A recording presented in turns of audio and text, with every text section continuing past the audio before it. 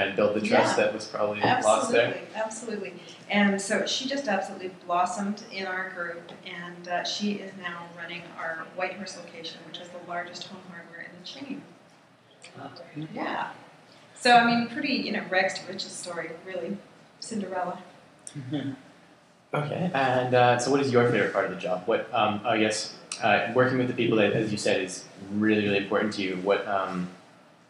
What do you specifically like about the relationships or the communications aspects with the people that you employ? Well, everybody in the organization has a personal development plan. So I love being part of making them better, whether it's learning a new skill or just helping them practice a skill is very satisfying. But also the communication with the customers to me is absolutely huge, because if you don't spend the time and energy to know your customer, you're never going to understand what kind of people you need to serve them, or where you're missing the ball as far as your assortment or goods go. So my favorite, most satisfying part of the job is talking to customers and hearing that we're getting it right. Okay, and you do spend a fair amount of time traveling yourself. So when you visit the regional stores, you spend a lot of time, I guess, working with customers as well. On the floor with my red shirt that says Patti on it.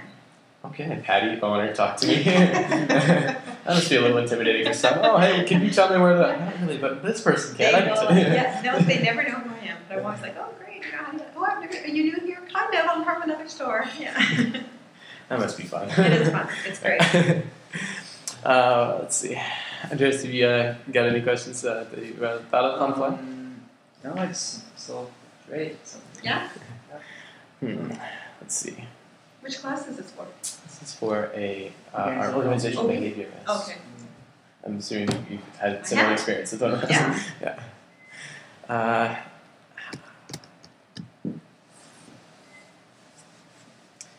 So, with regards to this position specifically, how did you walk your way into this, the current, how did you first bring yourself to the position of ownership in this company, and that? When I was the president of Money Mart, I used a very successful headhunter. And so when I left and retired... Headhunter as in someone who would recruit people. Yeah, like a recruitment company out of Vancouver. And when I retired, we just kind of kept in touch as friends. And she said, I have this great opportunity for you. And she knew I would only consider something in regards to equity. So it was very easy for me, because it was just kind of handed. She just said here. She said you're the perfect candidate, so I interviewed one. Buy up this company and run it. Yeah. That sounds good. So I'm sure there's better stories than that one out there, but that one's kind of boring. But it's very critical, though, to remember every person you meet in business is going to come back and be part of your future all the time. So that networking, keeping a Rolodex of everyone you meet and how and why and what's important to them is critical. So, with regards to your personal responsibilities within the company, I understand, of course, that you sign your name on everything, so, figuratively, so you're responsible for everything, but what would be more of like your day-to-day responsibilities and the things that you most closely monitor, you personally? I monitor sales very carefully, and, I probably couldn't tell you each specific department trend, but I do know trends. Like, I can tell you that large building is down and renovations are up, and things. So I monitor trends very carefully, and people. I could probably tell you how every manager's temperature is today. They're having a great day or a bad day, or they've got family issues or whatever, and I think that part is really important, because you can show people how much you care if you pay that much attention to it, and it's kind of something that keeps people sticking around. So on average, out of the, did you say 1,400 or 1,500 stores? The 1,500 stores, and each with their own individual managers that report directly to you, on a day-to-day basis, how many would you have personal communication with, other than just a daily report? Yeah, other than just a report. 10. Okay. And each time it's, I guess, if you do 10 a day at a time, you're running through everything. Okay. So on a I guess we worked down.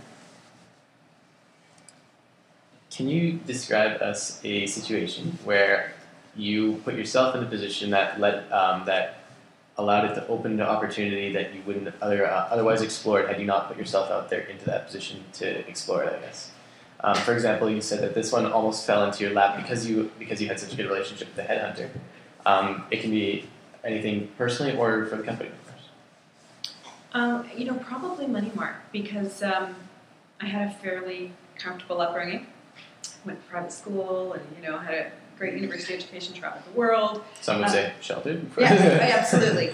And so for me to go to my first interview at a check cashing place, I didn't even understand what they were or whatever, and it was in a terrible part of town, and certainly an employment base I wasn't used to, and very definitely a customer base I wasn't used to. And so it was a big stretch for me to think that was going to become a great opportunity, and it, of course, became a wonderful opportunity. It was something that you just worked your way through. Yeah, to take a business from 36 stores to 3,500 internationally and to go public is just, that's any business person's dream. Excellent. Let's see, so when you worked your way up through Money Mart, how do you tell us a little bit about that road? How did it start? Or you mentioned how it started. I started running 5 stores in Edmonton. And so they right away put you in a managerial position in charge of many stores. Yeah, because I had some background. Yeah. And it was your education. You said you specialized in management training at U of A, was it? No, just basic BCom back then. We didn't specialize. Okay.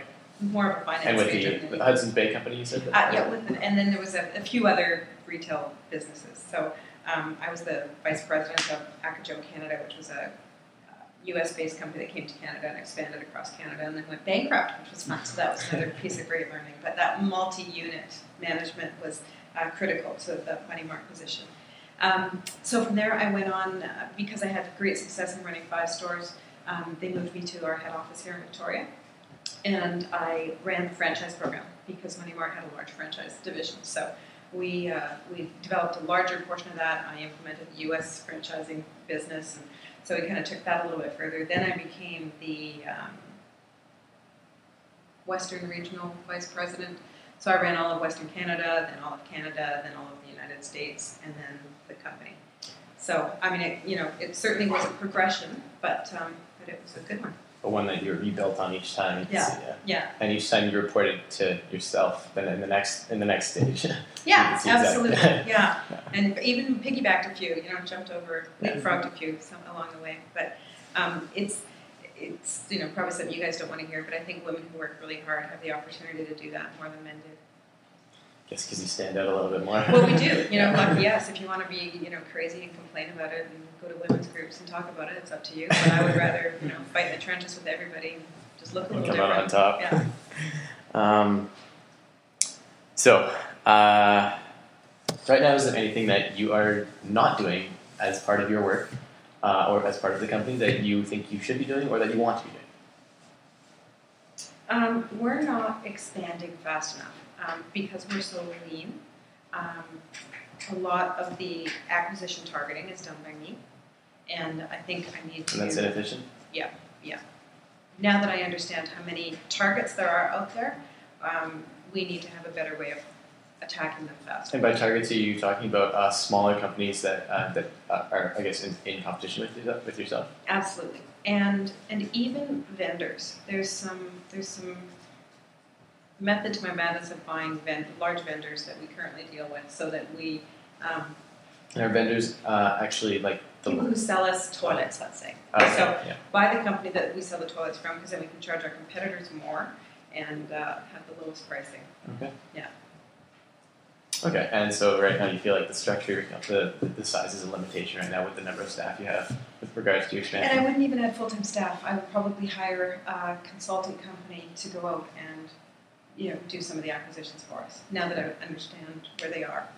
Because I never want to build overhead. Okay.